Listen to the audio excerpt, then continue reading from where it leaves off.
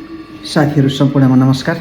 म रमेश पाण्डे यहाँहरूलाई हार्दिक स्वागत गर्न चाहन्छु। आज नयाँ वर्ष 2026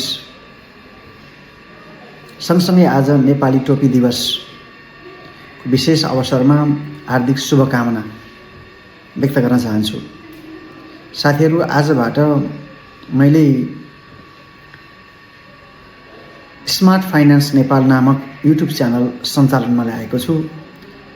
जुन च्यानल सञ्चालनमा ल्याउनुको मुख्य उद्देश्य आफूले फाइनान्स सेक्टरमा जानेका भोगेका विषयवस्तुहरूलाई क्रमैसँग सेयर गर्दै जाने, क्रमैसँग समेट्दै जाने र थोरै भए पनि यहाँहरूको फिनान्सप्रतिको जिज्ञासालाई मेटाउँदै जाने नै भन्ने हो।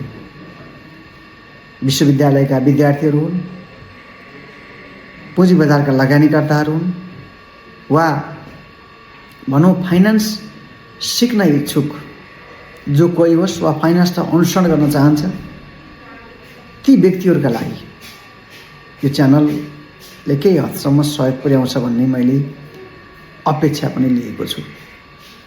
त फाइनान्स रिलेटेड विषयवस्तुहरूलाई समेट्नु, फाइनान्सप्रतिका जिज्ञासा मेटाउनु र फाइनान्सकै माध्यमबाट पैसा व्यवस्थापनको कला सिकाउनु यो च्यानलको महत्त्वपूर्ण आशय हो। तसर्थ हामी यो च्यानलमा सँगसँगै हातेमालो गरौँ। आउनुहोस्, नजानेका विषयवस्तुहरूलाई यहाँहरूले राख्नुहोस्, म त्यसलाई आफ्नो प्रयासले भ्याएसम्म एड्रेस गर्दै जानेछु। त यिनै कुराहरू राख्दै यहाँहरूलाई यो च्यानलमा जोडिनका लागि हार्दिक अपिल गर्दै, अनुरोध गर्दै अर्को फाइनान्ससँग रिलेटेड भिडियोमा भेट्ने बाचाका सायद यहाँहरू सबैलाई हार्दिक धन्यवाद दिन्छु। धन्यवाद।